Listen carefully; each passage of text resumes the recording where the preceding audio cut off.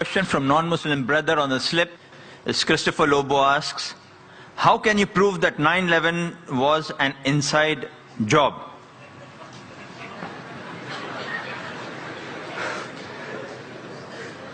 Brother Lobo has asked that how can I prove 9/11 was an inside job? I've got the proofs, I can repeat the proof, it has been proven by other people. Just a few days back, there was an article that came in the newspaper that 75 professors of US, they say, they believe that 9/11 was an inside job. And in the article, it was mentioned, it came in Times of India, I think on the 7th of September.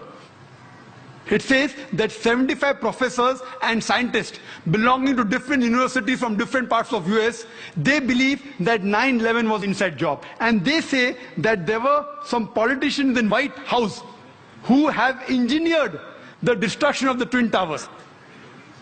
And they say the main reason was so that they could attack and they could have control of the oil-rich countries.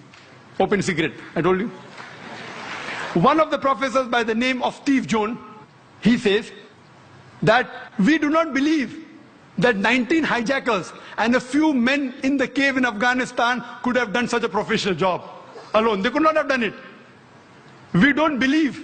And by God, we are going to come to the truth and we are going to expose. We don't believe in the theory of the government. They don't believe in the theory of the government. And he further goes on to say that we as being professors and scientists, we know that the steel beam of the Twin Towers, they couldn't have melted at the temperature at which the jet fuel was there. And there were systematic bomb explosions which caused this to come down. Otherwise it cannot come down. There are many tapes. There are many books written against it. I happen to watch many of them. I even happened to watch the video recording of this Professor Steve Jones. And yesterday's paper, we get another news. 3 days later, Professor Steve Jones sent on a paid leave. Imagine, paid leave. There are many tapes. If you happen to watch one of the tapes by the name of Loose Change, 9/11, it was done by a young American of 21 years old. He makes a 1-hour documentary. There are many are there. This 9/11 documentary, it has collected clips from the various of CNN, of Fox Channel, all the news clipping, he took interviews, etc., and made a 1-hour documentary. And then he says that people who saw the airplane, they said it cannot be a passenger carrier. It looked like a military plane. It didn't have any windows. And when he shows the shooting, when it comes close to the tower, there's another firing done from the wings, which hits the Twin Tower before the plane. Then further he goes on to prove, he says that he had statements of the management, the construction company, which had constructed the Twin Towers. They said, it's impossible. The Twin Tower were made to withstand storm, to withstand tornado. This plane cannot knock it down. And it cannot come down because the fuel burns at 1000 degrees temperature. This, even for 2000 degrees temperature, for hours, nothing will happen to it.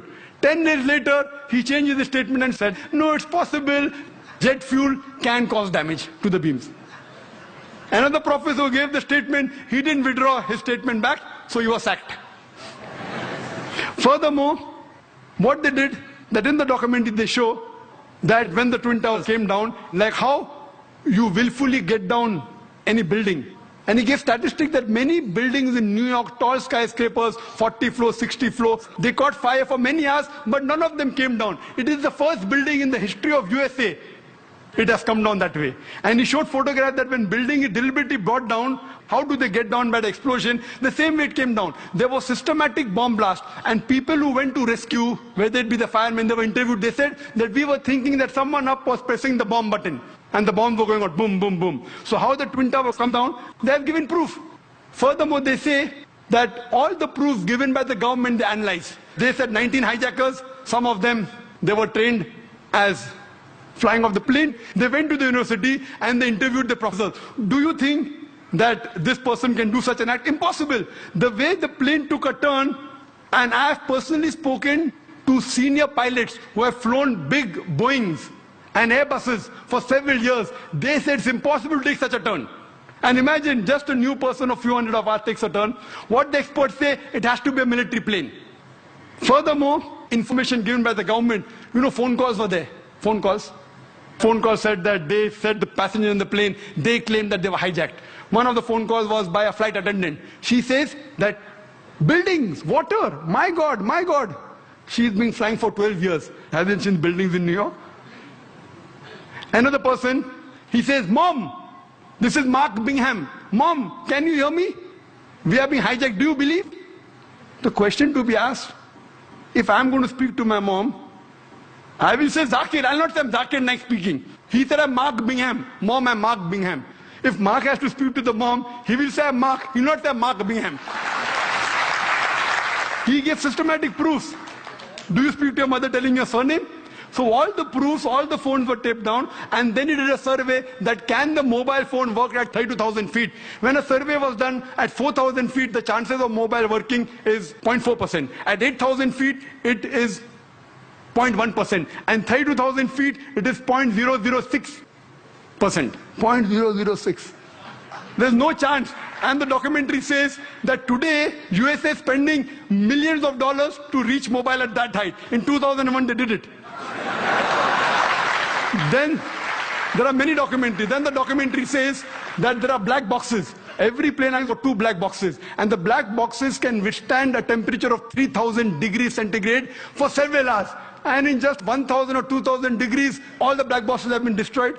He goes on systematically. And immediately, after a couple of weeks, Osama bin Laden, he gives an interview on the Ummah magazine. And he says that I am a Muslim, I will not lie. According to me, killing innocent women is prohibited, it is wrong. Killing innocent children is wrong. Killing any innocent human being is wrong, and Islam condemns it. Osama bin Laden giving an interview and saying that. A couple of days back, you get a video clipping from Al Jazeera. Osama bin Laden training 9/11.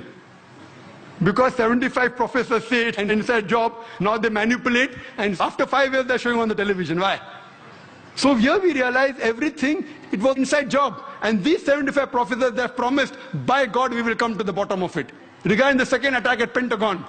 At Pentagon, when the airplane crashed, there was no scraping on the grass. Nothing. Only a hole in the Pentagon. And the hole was only equal to the body of the plane. And we see a crater, and they showed on the television. But when the wings went, the wings weren't seen outside, neither were the window panes damaged of the Pentagon. If a plane body goes in and the wing stays out, either the wing will remain outside or the window pane will damage. The building was intact. So how could only in the circumference of a body of a plane, how can the wings go in as well as the tail? I mean, it's fabricated. The people who said that, the plane went just 40 feet above my head. Today science tells us that if Boeing is flying at 40 feet above your head, that car will fly away. An interview was taken of an ex-military person. He said it sounded like a missile. It had to be a missile. The missile would make that hole. And there was no debris. There was debris, only a little bit debris. There was no part of the plane found there. There was only a small engine of a fighter plane found there. Even in the other place, they only find a crater. Time doesn't permit me. The amount of ample of evidence given there, even a fool will know that this was an inside job. But it doesn't convince George Bush. And what they say, the reason is only to attack Afghanistan, Iraq, and then Iran. They have been predicting that Iran is going to be attacked. They want to have control of the oil-rich countries. So this terrorist attack is for what?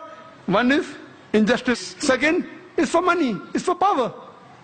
And many politicians find that he's going to lose the vote, he creates a fear psychosis. Okay, you better elect me, otherwise the Muslims will get you and they elected. Same thing in Gujarat.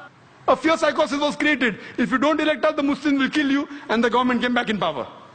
So what we realized, that this was nothing but an inside job.